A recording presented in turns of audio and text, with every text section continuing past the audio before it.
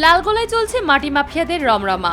রাজ্যে পালাবদল ঘটে গিয়ে ক্ষমতার মসনদে বিজেপি সরকার, অথচ তৃণমূলের আমল থেকে চলে আসা মাটি মাফিয়াদের দৌরত্ব আজও অব্যাহত লালগোলার বুকে। এমনকি সম্প্রতি মুখ্যমন্ত্রী পুলিশ প্রশাসনকে কড়াভাবে হুঁশিয়ারি দিয়েছেন যে কোনো রকমের দুর্নীতি থেকে শুরু করে কয়লা মাটি মাফিয়া রাজ প্রতিরোধ করার। চালু হয়েছে সাধারণ মানুষের জন্য হেল্পলাইনও। অথচ অভিযোগ তারপরেও দিব্যি বহাল তবিয়তে লালগোলায় কখনো রাতের অন্ধকারে, কখনো আবার দিনের বেলায় চলছে মাটি মাফিয়াদের রাজত্ব। স্থানীয় মানুষজন সেই নিয়ে প্রতিবাদ করতে গেলে তাদেরকে হুমকির মুখে পড়তে হচ্ছে।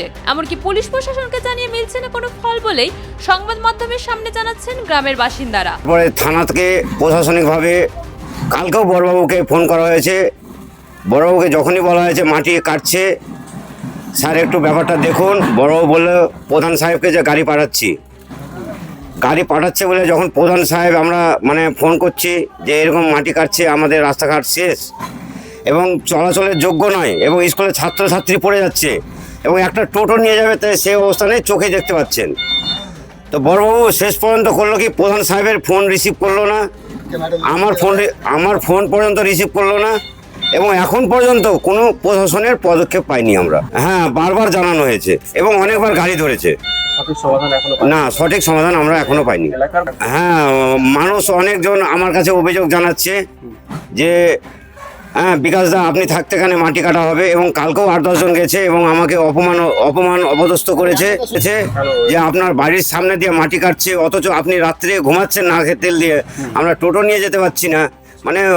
তার জন্যই ধরেন আমার এই পদক্ষেপ নেওয়া, যাতে আমরা এই রাস্তাঘাট থেকে সুরক্ষিত পাই এবং অবৈধ মাটি যাতে নির্মাণ অযোগ্য হয় এবং প্রশাসনিকের দৃষ্টি আকর্ষণ করছি।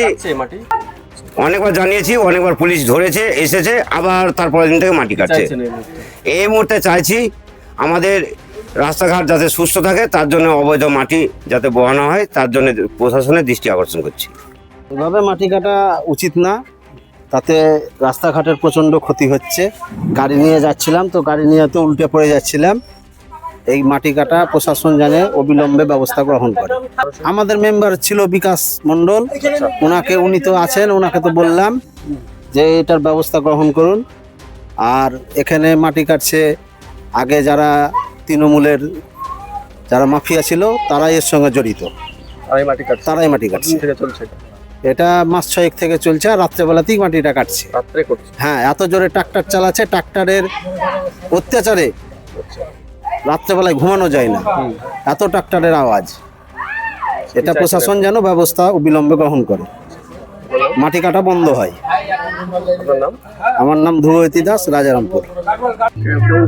আমাদের হাঁটা যাওয়া রাস্তা মাটি, এই যে খাল দেখতে পাচ্ছ, এরকম সব খাল হয়েছে। এই ওদের জানিয়ে কি করছে, থানাতে ওই যে টাকা দিচ্ছে আর মাটি কাটাচ্ছে।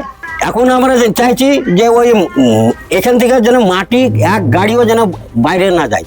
প্রতিদিন কাটে না, মাঝে মাঝে রাত্রে চুরি করে কাটছে। এই যে দেখতে পাচ্ছ, কালকে রাত্রে এসেছিল, রাত্রে আমরাই পাঠিয়ে দিয়েছি কাটতে।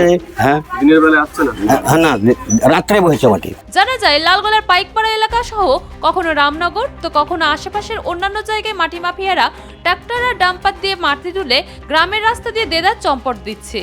কিন্তু মুখ্যমন্ত্রীর নির্দেশের পরেও স্থানীয় প্রশাসন নির্বিকার থাকায় ভয়ানক পরিস্থিতি নিয়ে সরব হয়ে ক্ষোভ উগরে দিচ্ছেন বিজেপি নেতৃত্ব থেকে বিরোধী কংগ্রেস। সেই মতো বিজেপির 3 নম্বর লালগোলা মণ্ডল সভাপতি অজয় হালদার প্রাইম বাংলা 24 এর মুখোমুখি তুলে ধরলেন তার ক্ষোভের কথা। সেই সঙ্গে পুলিশের নিষ্ক্রিয় ভূমিকায় তীব্র সমালোচনাও করলেন। আমাদের সরকার দুর্নীতির বিষয়ে জিরো টলারেন্স নীতি নিয়েছে। দুর্নীতির সঙ্গে কেউ যদি যুক্ত থাকে, তাকে কোনোভাবেই ছাড় দেওয়া হবে না, এটা আমাদের সরকারের নীতি। তাই মাটি কাটার বিষয় যেটা আপনি বলছেন, যদি অবৈধভাবে মাটি কেটে থাকে, যারা কাটছে তাদেরকে অবশ্যই প্রশাসন খুঁজে বার করে আইনের আওতায় নিয়ে আসবে এবং আইনে তাদের যা সাজা আছে তা সাজা দেওয়া হবে। যে এলাকায় যে সমস্যা হচ্ছে সেই সমস্যা নিয়ে জানানোর জন্য আমাদের সরকার টোল ফ্রি নাম্বার চালু করেছে।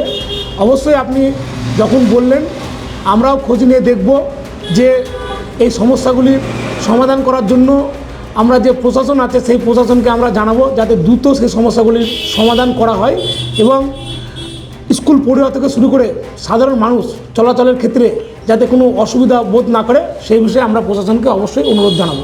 পাশাপাশি লালগোলা ব্লক কংগ্রেস সভাপতি যদুরাম ঘোষও মাটি মাফিয়াদের দৌরাত্ম্য নিয়ে প্রশাসনের ভূমিকায় তীব্র অসন্তোষ প্রকাশ করেন সরাসরি। দেখুন, অবৈধ মাটি কাটা আগেও ছিল, নতুন সরকার এসেছে, আমরা চাইবো যে সরকার দৃষ্টি দিক। আমাদের নলেজে এলাকার মানুষ যে কোনো অভিযোগ দিলে আমরা সেটা যথাস্থানে যথেষ্ট জায়গায় আমরা পৌঁছানোর চেষ্টা করি। এখন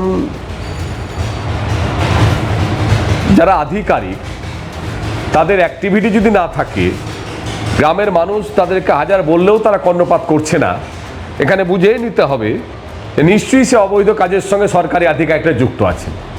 না হলে গ্রামের মানুষের অভিযোগ করা সত্ত্বেও যে বা যারা দায়িত্বে রয়েছেন আজকে মাটি দেখা, তাদের অ্যাক্টিভিটি নেই কেন?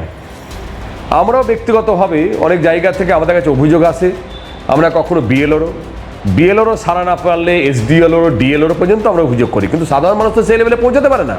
তাই আপনাদের মাধ্যমে আমি এই কথাই বলতে চাই, যদি আপনাদের অভিযোগে কোনো কাজ না হয় আমাদের নজরে আনুন, আমরা যথাস্থানে সেটা পৌঁছে দিই অবৈধর বিরুদ্ধে, যাতে এই অবৈধ মাটি খনন না হয়, রাতের অন্ধকারে মাটি বহন না হয়, যত্রতত্র ট্রাক্টর চালনার ফলে স্কুল ছাত্রছাত্রী অসুবিধায় না পড়ে, এগুলো আমরা দেখব। এটুকুই বলার আজকে আমার। ঢিলছুড়া দূরত্ব যেটা হচ্ছে কলকলি, সেখানেও এরকম মাটি কাটার এরকম অভিযোগ উঠেছিল, কি বলবেন? দেখুন, এর আগে যখন কলকলির পাশে মাটি খনন হয়, আমরা কংগ্রেস দলের পক্ষ থেকে আমরা লালগোলা বিএলওর দৃষ্টি আকর্ষণ করেছিলাম এবং এটা নিয়ে আমরা একটা মাস ডেপুটেশন করেছিলাম। তারপর দেখেছিলাম সেটা বন্ধ হয়েছিল, কিন্তু আবার নতুন করে চলছে কিনা আমাদের জানা নেই। আপনি বললেন যদি সত্যি সত্যি আবার চলে, যদি রয়্যালটি না দিয়ে, নিয়ম না মেনে, সরকারি নিয়মকে বুড়ো আঙুল দেখিয়ে চলে, আমরা আবার দৃষ্টি আকর্ষণ করবো যে সমস্ত আধিকারিক এবং আধিকারিক লোকাল যারা আধিকারিক এখানে বিএলআরও, বিডিও, ওসি, তারা যদি সেই কাজে কর্ণপাত না করে আমরা উপর মহলে জানাবো। এখন দেখার রাজ্যের নতুন মুখ্যমন্ত্রী দুর্নীতিমুক্ত প্রশাসন গড়ে তোলার স্বপ্ন পূরণে স্থানীয় পুলিশ প্রশাসন মাটি মাফিয়াদের দৌরাত্ম্য রুখতে লালগোলায় আদৌ কোনো ব্যবস্থা গ্রহণ করে কিনা।